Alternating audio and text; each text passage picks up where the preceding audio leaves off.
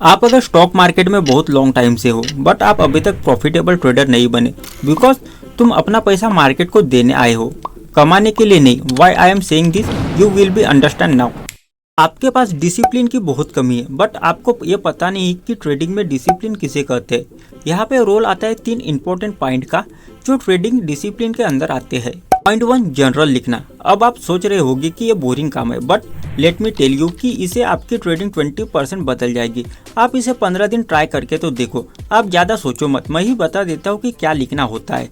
Example के लिए मैं कौन सी ट्रेड ले रहा हूँ, मेरा टारगेट क्या है, मेरा स्टॉप लॉस क्या है और सबसे जरूरी कि ये ट्रेड मैं क्यों ले रहा हूँ। क्या वहाँ पे कोई सपोर्ट और रेजिस्टेंस था, या कोई चार्ट पैटर्न था, या कोई कैंडलस्टिक का पैटर्न था, या फिर मेरा मन कर रहा था।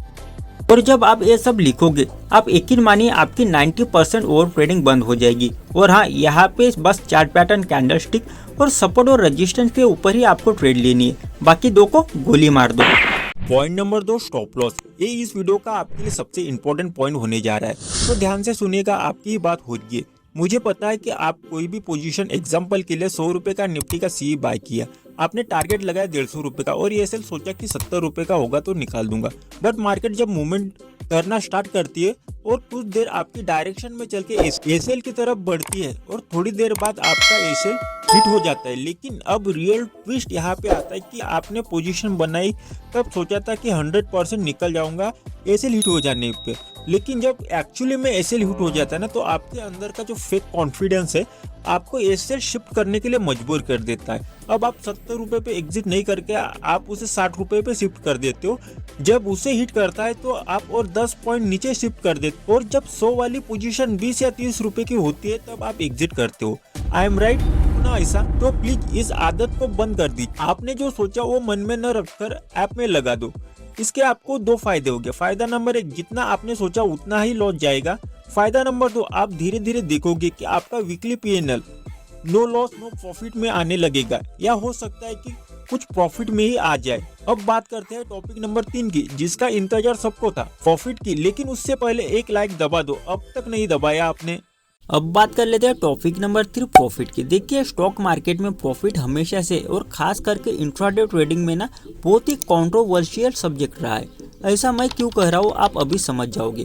देखिए, आप जितने भी वीडियोस देखते हो, चाहे आर्टिकल पढ़ते हो, इवन आपने जितने भी बुक्स पढ़ी है, वहाँ पे आपको बहुत ही क्लियरली ये कहा जाता है कि आपको हमेशा 1:3, 1:2, 1:1 इससे कम की ट्रेड नहीं लेना चाहिए और आपको हमेशा प्रॉफिट इन्हीं रेशो के अंदर बुक करना चाहिए। लेकिन दोस्तों, ये बस कहने के लिए आसान है और लिखने के लिए आसान है, या मैं को तो आपको बताने के लिए आसान है, लेकिन इस पे काम करना ना रियलिटी में बहुत ही टफ काम होता है। क्योंकि जब आप ट्रेड लेते हो ना, तब आप इसमें 1:2 तो छोड़ो, 1:1 तो छोड़ो, आप 1:1 का भी प्रॉफिट बुक नहीं कर पाते, क्योंकि इसके पीछे एक साइकोलॉजी वर्क करती है। देखिए, साइकोलॉजी के बारे में ज़्यादा डिस्कस तो नहीं करेंगे, लेकिन आपको मैं एक ऐसा फैक्ट बता के जा रहा हूँ जो आपको ट्रेडिंग में प्रॉफिट करने में काफ़ी मदद करेगा। देखिए, आपको कभी भी कोई भी ट्रेड हमेशा सेटअप पे लेनी है। अब आप बोलोगे कि सेटअप क्या होता है, तो देखिए, सेटअप के लिए मैं एक सेपरेट अलग से वीडियो बनाऊंगा। लेकिन आपके पास अगर आपका खुद का सेटअप है तो आप उस पर काम कीजिए, चाहे उसकी एक्यूरेसी 40% ही क्यों ना हो,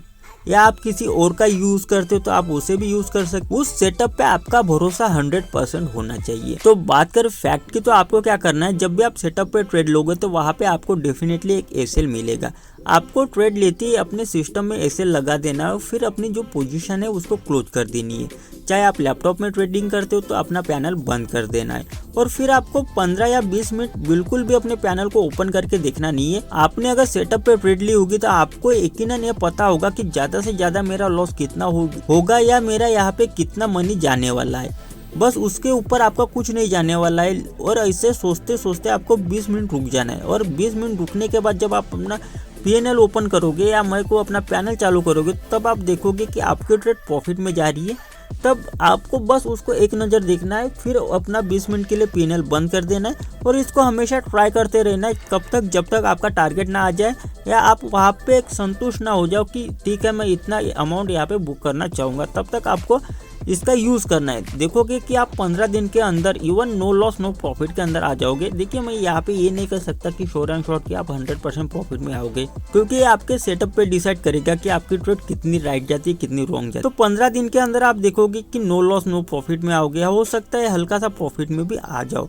लेकिन जैसे जैसे आप इसकी आदत बनाओगे ना, फिर जब आपके अंदर ये एक बार डेवलप हो गया कि आप अपनी पोजीशन को राइट कर सकते हो ना, तो यकीन मानिए आपको स्टॉक मार्केट में और इंट्राडे ट्रेडिंग में प्रॉफिट करने से कोई नहीं रोक पाएगा। और ये बात आपको कोई बताता नहीं, क्योंकि सब आपको टेलीग्राम चैनल ज्वाइन कराते हैं, कोई आपको कोर्स बेचता है। इसीलिए दोस्तों इन सब से बचिए, आप अपना सेटअप, इसीलिए दोस्तों मैं आपसे कहता हूँ कि आप अपना सेटअप बनाइए, आप अपनी एनालिसिस कीजिए, आप अपना प्रिडिक्शन कीजिए, ताकि जाएगा तो आपका, क्योंकि यहाँ पे हार्ड ऑफ मनी किसका जा रहा है, आपका जा रहा है। आई होप कि ये वीडियो आपके लिए काफ़ी यूजफुल हुई होगी। अगर यूजफुल हुई तो प्लीज़ वीडियो को लाइक कर देना और चैनल को सब्सक्राइब जरूर कर देना।